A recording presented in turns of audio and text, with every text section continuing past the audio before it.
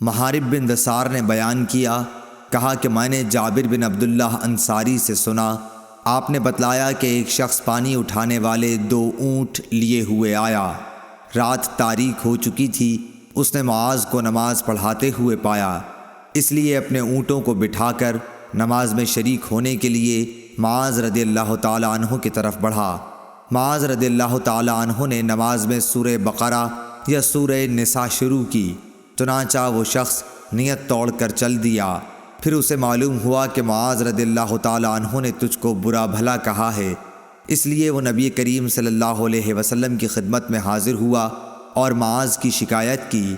نبی کریم صلی اللہ علیہ وسلم نے اس سے فرمایا، معاذ کیا تم لوگوں کو فتنہ میں ڈالتے ہو؟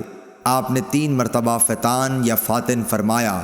سبح اسم ربک الاعلی والشمس وضحاها واللیل اذا یغشی صورتیں تم نے کیوں نہ پڑھیں؟ کیونکہ تمہارے پیچھے بوڑھے، کمزور اور حاجت مند نماز پڑھتے ہیں۔ شعبہ نے کہا کہ میرا خیال ہے کہ یہ آخر جملہ کیونکہ تمہارے پیچھے علق حدیث میں داخل ہے۔